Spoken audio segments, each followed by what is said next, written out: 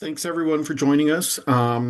This is our legislative subcommittee. I'm Mayor Kevin LeBlanc, Mayor of Herndon, and today's guest speaker is Allie Fields. I'll let Allie kind of, to let us know a little bit more about herself, but she's government affairs with Crawford, Murphy, and Tilley, and so has tons of experience working in this particular space with airspace and legislative policies, and certainly very familiar with Dulles. So, Allie? Yeah, thank you very much, Mayor. Yeah, Allie Fields with Crawford Murphy and Tilley. I've been with CMT about 8 years.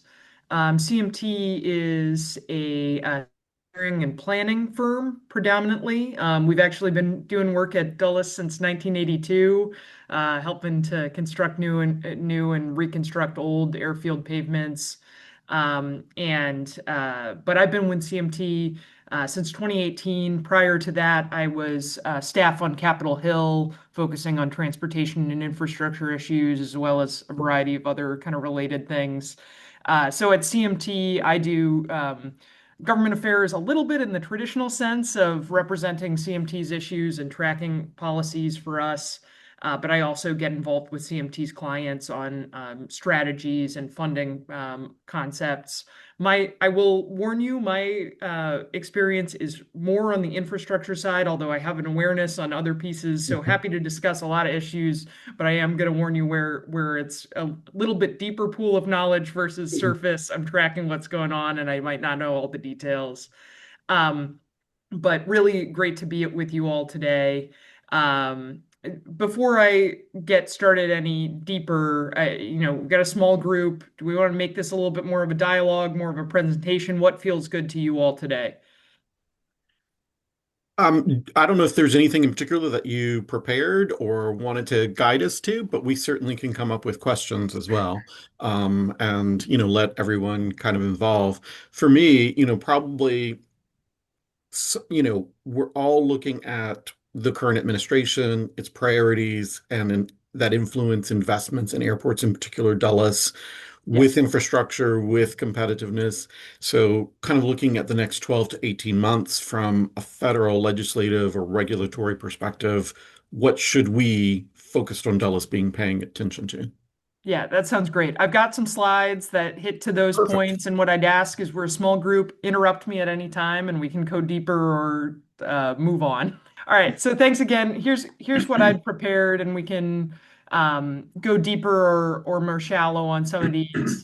On the congressional side, there's both a lot going on and absolutely nothing going on at once, so we can talk a little bit about that, but through the lenses of first funding and appropriations.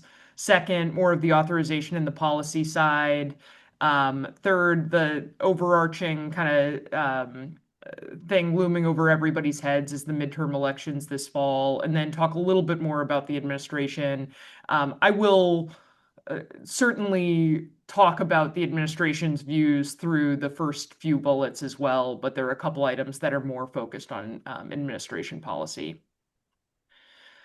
So before diving in, obviously just on the state of play, there's a few things that are making this a very challenging environment for legislating or really any profound policy activity in Washington at the moment. The first of those is absolutely the tight margins on the Hill. So the House is right now, makeup is 218 Republicans with another independent who caucuses with the Republicans.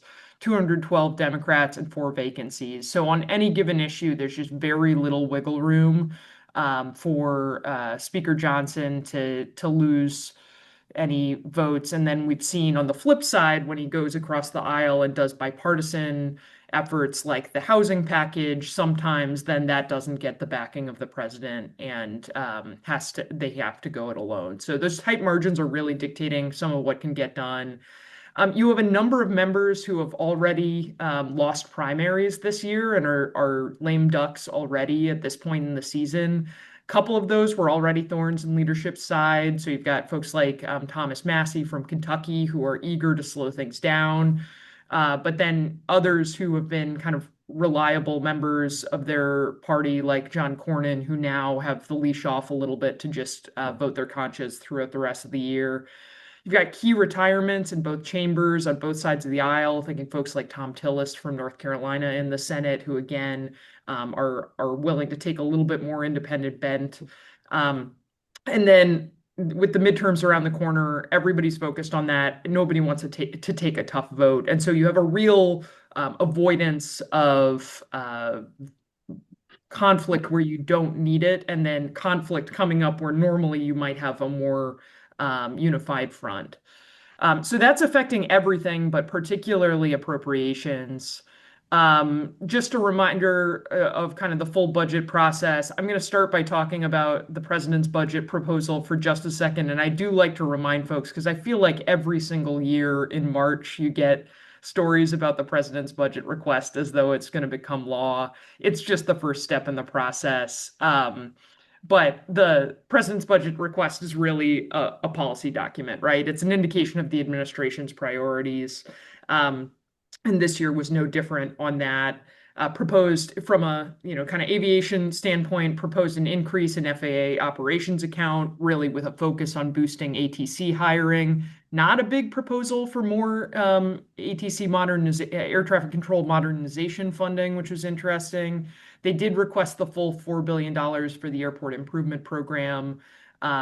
This is something they've done before, suggesting eliminating essential air service. And then a couple of other proposed changes. One, no funding for TSA staffing of exit lanes, really kind of trying to condense to the core mission. And then the budget request in March was the start of a renewed push on this idea of getting more airports to enroll in the screening partnership program. And we've seen that trickle out throughout the year as well. And that is the privatization, the TSA privatization program. From the House side, then, as bills have come out, fairly straightforward, proposing funding the airport improvement program through FAA and grants and aid to airports at the full authorized level of $4 billion. On top of that, $240 million in earmarked funds for specific projects. So nice that that's not pulling out of the central AIP pot. They fully fund the law enforcement officer reimbursement program, which came back last year. And then some key report language. One, some language indicating that they're not hearing as much as they'd like to from the administration on what's going on so far on air traffic control modernization, as well as what they're actually asking for going forward. So they had that first kind of down payment as part of the reconciliation bill last summer, looking for more clarification on what the administration is actually doing in terms of making progress on this big new air traffic control system, as they dubbed it, and what they want going forward. Also acknowledges that FAA staffing levels are down and suggests that the administration needs to look at making sure those are right. Doesn't say you need to hire more. It doesn't say you need to lay people off, but it does say that they need to examine what's actually needed for safety and to get grants out on time. And then this is kind of a common theme in appropriations bills, but says FAA actually needs to follow the law and go back to the 2004 reauthorization and start completing some more of those policy changes, but with a real focus in the report language on aircraft noise and noise mitigation as part of what's not been implemented from the 2024 reauthorization. All of that has to be taken with a grain of salt because the Senate hasn't really done anything yet. So I mentioned the midterms, mentioned some of these tight margins. The Senate Appropriations Bill Committee has not put out a single appropriations bill yet this year, which is really pretty unusual for the end of July. They are really at odds about what we call the top line number, so the agreed amount that they're going to spend within and allocate between the different spending bills. They haven't gotten that agreement in part because the administration and the Republican Party, Republicans in Congress are pushing for a pretty significant defense spending increase. The Democrats in Congress are pushing back on that, and so they haven't gotten to those top line numbers. So all the House bills are generated in a kind of collaborative process behind the scenes, but really are based on Republican votes only, with a few exceptions. The Senate bills typically are put together in a more bipartisan manner. They tend to be closer to what the end appropriations amounts are over the last couple of years. And we just haven't seen those Senate bills yet. The House did pass a continuing resolution before leaving for August recess a couple of weeks ago, or last week, sorry. Time is both stretching out and condensing when you work on the Hill. But the Senate is working to also pass one before they leave for August recess. That's another indication of kind of how tough things are, that in order to not get in a bind where people are tacking things on or threatening to shut things down, they have to move a full 2 months ahead of that September 30th funding deadline to get things locked down and extend appropriations. The plan is to extend them through December. I believe that the date is December 4th, so that this doesn't come up before the midterm elections. Um, and then one of the issues that's coming up is they did the Republican only bill, their second reconciliation package, the Secure America Act, is what provided funding for immigration and customs enforcement as well as CBP through the end of fiscal year 2029. The idea was to get that out of the way and not have it be a fight again um, during President Trump's term. Now the fight on the Hill is making sure there's language in the continuing resolution that will say the administration can't move money around to put additional money from whatever they pass this year into ICE or these other programs. So there's some real inside baseball fights happening around the continuing resolution that are fully expected to get resolved without a shutdown, but you never do know at this point.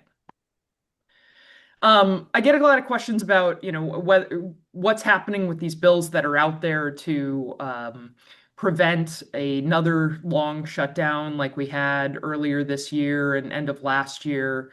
There have been proposals to fund just FAA programs during a shutdown. There have been proposals to fund TSA staffing during shutdowns. There's also one out there now from Senator Ray Lankford that would um, uh, actually trigger an automatic 2 weeks CR every time the appropriations runs out so that there would never be a shutdown again. Um, on one hand, it's hard to say these are good policy because really, from a policy perspective, we shouldn't be in the position of needing continuing resolutions all the time, and we should be back to a regular order. It's also terrible policy to have government shutdowns and key aviation personnel working without pay for months.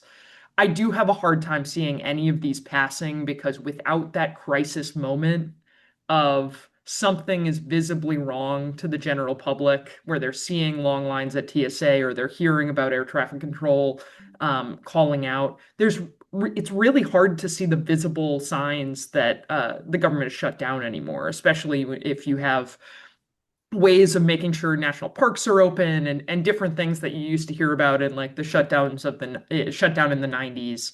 So it's really, really hard to see Congress giving away this tool to force conflict and force trade-offs on some of these votes, as bad as the shutdowns are and the impacts are. Wanted to talk briefly about the Infrastructure Investments and Jobs Act, which is the 2021 infrastructure bill, expires this year. So the airport terminal program, the final year of awards was just announced a few months ago. These formula grants, the airport investment grants, the last ones have been allocated. The funding that is out there is still available to use on a rolling basis. The last of that can be used through FY29. And then there's the federal contract tower, which of course doesn't apply to Dulles, but is kind of the last remaining one of these programs, grant programs related to airports from IIJA. Those are all coming to an end, and so it's going to be going into fiscal year 27 is the first year without that kind of supplement of extra aviation funding and airport infrastructure funding since the start of IIJA. And even before that, then you're going into some COVID programs. So conversations are starting about the fact that there are still immense needs, even as these programs are wrapping up. But I think it's a really important thing to be raising and communicating that those needs are out there, especially things like the airport terminal program, where we know there's still a ton of unmet needs. In terms of what's next, though, unfortunately, the other infrastructure programs in the IIJA may get reauthorized this year, but the FAA programs are kind of off cycle. It's awkward timing. So in 2024 had the reauthorization for FAA programs, but not these IIJA programs because they hadn't expired yet. Now we're not due for another FAA reauthorization for a couple of years. So the expectation is that programs like ATP, the airport terminal program, are likely to expire this year, and not be renewed right away. I'll talk in a minute about what might happen in the future on those. But ATP is likely to go away after this round that just came out, at least for a while, as well as the airport investment grant. Um, the tough thing is it's just in this Congress, it's unlikely to do something that does that pre-appropriation like was done in 2021. And so it's unlikely to happen right now, especially without it out of cycle. One of the things that does come from that is, as we express that there is still this huge need, it's an opportunity to talk about the passenger facility charge again. And I'm not saying that there's more traction than there was a year or two ago for that. Still, the airlines are very opposed. But something to be aware of, that conversations may start again about, okay, if you're not willing to do another big appropriation, are there other ways and other user fees that can help fund these improvements? So, Ali, I just want Yeah. to pause there for a second. So, obviously, you just mentioned the PSCs. What, where could groups like Committee for Dulles or others have the greatest influence in shaping policy? What should we be talking to our, congressionals about? Yeah, I think communicating the need that's out there, I think congressional folks are aware of what the different policy options are for bringing resources to the table.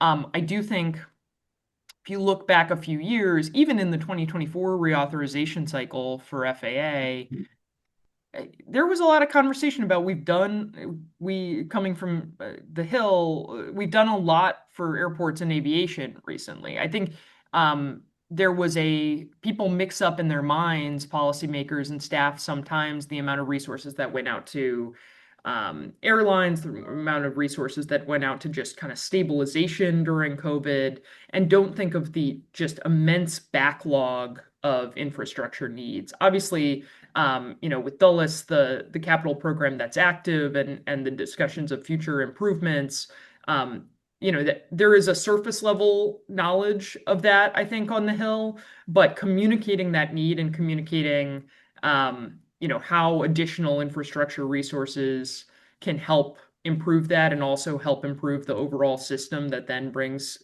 other flights to Dulles is really, really important. Um, I'll talk in a minute about the timing of the next reauthorization, because I actually think it's really important to be having these conversations now and over the course of the next year, Hmm. because there's a lot going on in the background, even now, to start preparing for the next FAA reauthorization, even though 2024 wasn't that long ago. Um, on PFCs, it is just always a really uphill battle, because um, typically every time, if you went into a House office today and talked about PFCs and they just had a meeting with Airlines for America, the reality is the airlines are also dealing with increased fuel prices, right? And so there's always some reason where there is a concern about increasing the uh, ultimate ticket price on consumers. Conscious of the fact that I'm being recorded, but that's always what kind of the congressional folks are going to be thinking about, and what they're hearing is the message that that it's going to drive up ticket prices and people are going to be upset. So anything to kind of dispel that rumor is helpful. Hmm. Okay, thank you. Yeah, absolutely. Um, okay, so then on the policy changes, I'll run through a couple of things quickly at a very high level. There is FAA reauthorization isn't up this year, but there is at the end of IIJA, surface transportation reauthorization is up. Um, Both the House and Senate are working on this. They are not, there's no discussion of bringing in aviation programs as part of the Build America Act or whatever the Senate version might be. Um, the only aviation related piece of this that I want to highlight is that it reauthorizes the ability to use TIFIA, the US DOT low interest loan program for airports, which was originally allowed under IIJA. The only other big aviation policy bills that are going on this year and where they're in really serious debate is Rotor and Alert. Rotor is the Senate passed version, and Alert is the House passed version of legislation to improve or to address some of the NTSB recommendations after the DCA crash. This is a perfect example of two bills that are pretty similar on a lot of issues, and they have spent 6 or 7 months not getting agreement between the chambers on them. The biggest difference is this debate around ADS-B standards. So this technology that ensures that the information is communicated between different users of the system. The House bill does not have this requirement that planes be equipped with ADS-B in, so taking in that information. It also includes a restriction on airports' ability to use ADS-B data to assess landing fees. So using the information from ADS-B to say you were here at this time, and so we've assessed this charge. Those things are getting worked out in the background. It does seem, the administration has come out opposing the use of ADS-B data for charging landing fees. And so it seems like that probably, unfortunately for airports, will be included in a final package. But this debate over ADS-B in is an issue primarily for general aviation and one that's kind of working itself out behind the scenes. Um, NDAA is a must-pass bill, and so either of those bills might get tacked onto that. And then the other piece going on in the background is an effort to pass a third reconciliation package, which is kind of unheard of, but it's getting bogged down in the Senate right now, passed the House earlier this year. So just other things that are taking up floor time and preventing other major changes. I mentioned there might be, now's the right time to start talking about these policy issues with the Hill staff. We were just in there recently, and they did say really January 1st of next calendar year, they will start to kick off the process for the next reauthorization. The 2024 bill runs through FY 28. So 2028 is the calendar year where that will expire. So they will start soliciting policy ideas and things like that next year. You can imagine that some of the greatest hits, like slot rules, certainly will come up again. So starting to have those conversations, especially there's a lot of new committee staff on the House Transportation and Infrastructure Aviation Subcommittee, as well as on Senate Commerce since the last round. So starting to have those conversations and make sure you guys are a resource to them, I think is really, really important on some of the policy issues that impact Dulles and the DC area, like kind of uniquely. Um, so I mentioned midterms are hanging over folks' heads. Just as this relates to Congress, Democrats maintain a lead on the congressional kind of generic ballot. So again, in a vacuum, if everybody just voted regardless of district lines, the redistricting process is I certainly know in Virginia has cut both ways in the House and has kind of bounced back and forth about whether that would give a strong advantage to the Republicans or the Democrats. Ultimately, all signals say that probably the House will flip. The Senate is still much more unclear. There's a lot of primaries still to be worked out in places like Michigan that'll really dictate how that goes. But it's just a challenging Senate map for Democrats. You can see in my too small chart. If Democrats win every seat that they're solid, likely D, and all the lean D seats and all the toss-ups, they would take the majority. But it has to be that is what would get them to 51. If they lose a single toss-up, then you start needing to pick up some lean R seats, and that would be very, very difficult. So very likely that it's going to be a narrow margin in the Senate, however it goes. But what that brings me to is there's going to be a lot of changes in committees. So on House Transportation and Infrastructure, again, whether or not the House flips, Chairman Sam Graves from Missouri has been the chairman, has been a big champion for aviation, but also specifically for general aviation as a general aviation pilot. He is retiring. Ranking member Rick Larsen from Washington is going to stay in his role leading the Democrats and will likely be the chairman of the committee next term. He is also a big aviation guy, so I think we'll bring a lot of really good background from the last couple of reauthorizations into the fold. And then there's just going to be a lot of other changes too. There are a lot of retirements in the House, a lot of turnover in House committees.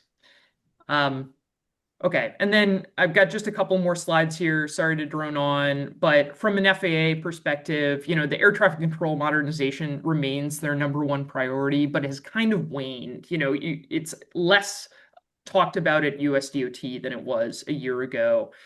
Some are concerned about that. Some think that's just plodding on in the background and moving forward, but it's kind of yet to emerge as anything more than next gen 2.0. Um, FAA is doing some things in the background to reorganize, uh, primarily around emphasizing safety functions, but some of the grant making at FAA is now, and the Office of Airports are coming in under the Policy Council. So there's some work to be figured out about whether that'll bog down decision making at FAA further. One thing that has been challenging in terms of decision making has been staffing challenges. A lot of really, really long-term people retired over the last year or so, either through voluntary retirement or there were also some shorter-term folks who were let go during the Doge waves, and so they are short in a lot of key positions like environmental review, as well as higher level areas where there's just long-term expertise that has gone out the door. And then again, their focus is really that 2024 reauthorization, getting some of those provisions done. One piece of that is updating the Airport Improvement Program handbook, which sounds really wonky, but it is all of the rules about how you can use those $4 billion of Airport Improvement Program funding that are allocated to infrastructure projects every year. There's a lot of guidance in here regarding how projects are justified, how projects are evaluated. Overall, FAA tried to simplify that process. So as consultants, we appreciate that. But there's a lot in there just kind of codifying how FAA is thinking about these infrastructure dollars. So that draft came out in May. They're taking comments over the next several weeks. And then the expectation is that final AIP handbook will be out next year. And then the last thing I wanted to talk about very briefly from a Homeland Security perspective, obviously the focus remains on immigration enforcement out of that agency. I wanted to acknowledge this thing that Secretary Mullen said as he was confirmed, this threat to withdraw CBP officers from sanctuary cities or airports where the local government wasn't cooperating with ICE. That kind of faded into the background pretty quickly, but I think something just to be aware of, the secretary got pushback hard right away from a lot of stakeholders. But even the fact that you can kind of throw that out there as a political need to justify having CBP officers and staffing at airports and ports of entry at a time when the U.S. is at that time was about to host this major worldwide international event with a lot of international travelers coming through airports and hub airports that would have been impacted by that. Is just kind of an indication of where we are and the variability of whether political justification can be used that way. Um, so I do think that has faded into the background. I wouldn't expect it to come back because it was a resounding no from a lot of stakeholders about, just understanding the implications that would have on the overall system. But the fact that they didn't walk it back right away gives you an indication that something like that might come back as a threat. So need to watch out for that. So that's what I have. Happy to discuss further or take questions or anything that might be helpful. Yeah, thank you. That was great kind of lay of the land. I want to make sure that we can answer any questions that people have. I'm going to guess that you might get a little bit more Dulles specific questions now. Anyone on the phone from the committee want to ask Allie anything? Ali, I have to thank you. That was one of the best briefings we've had with respect to the feds, and very very helpful and insightful. I will just say that the Washington Business Journal just came out with an article stating that Trump set to announce plan for remake of Dulles International Airport. Now I haven't read through it yet, but things are moving forward there. The Yeah. question the question is how beneficial will it be to IAD? But it sounds like that both the administration and United are in alignment for that. I'm gonna just slight topic change here with respect to funding. There is a movement amongst a few of the airports are local educational institutions, and et cetera, to start putting together programs to help our youth get introduced to aerospace industries so that we can hopefully get them focused um, out the door to get into those industries that are all here in the Northern Virginia DMV area. Do you know if there's any potential funding opportunities to where dollars can be gained to help put together education programs for the youth centered on aviation? Yeah. So there are some workforce development grants that are maybe not quite what you're talking about. So there are some workforce development grants through FAA that can be used in partnership with educational institutions to do things like purchase equipment or training stand-up training programs, but it's less of the kind of getting and catching people younger and getting them exposed to the opportunities and the kind of thrill of this space and um, the potential in aerospace. So I'm not sure that there's anything directly for that kind of educational component or the kind of early interventions, but it's something I could look into and get back to you. Thank you. Yeah. And it's certainly an idea to put forward for the next reauthorization as well, because there's a track record of standing up these programs that are more around kind of the workforce training element. Well, that will be important too, because we need to make sure that the training opportunity is there once you get their focus and they're leaving high school, that there's Yeah. actually somewhere to go and get trained in the local area and not have to spend $100,000 just to get a degree that doesn't do much of anything for you. And we need to get this all tied into our community college as well. Make sure the programs are there to help uh, the students get trained and take up to the opportunities. I mean, there's just so much from the pilot in the cockpit to the person who is needed um, and so many other fields associated with the airport. Too many job opportunities, and we need to start getting our kids focused on aviation to fill what is going to be a huge need, assuming our aviation world continues to grow. So, Absolutely. Um, God, if I may, I want to piggyback on that. Allie, I yeah. also represent all Northern Virginia towns on the Northern Virginia Planning Commission, and we talk a lot about all of these issues, including like the economic development and how to shape Northern Virginia. Obviously, Northern Virginia, right? We continue to grow in technology and data centers and cybersecurity and international business. But as you pointed out, we see a lot of, continual back and forth over trade policy and geopolitical uncertainties and, whether or not ICE should, Homeland Security and their involvement. What should we be doing, to best position Dulles to capitalize from an economic development policy with the context of those federal policy perspectives? Yeah, and are you asking in light of that kind of changing Yeah. pendulum switch? And yes, and how do we, obviously one part is workforce and how do we manage, as Scott was talking about with that and support that. But, there's cargo, there's operational things,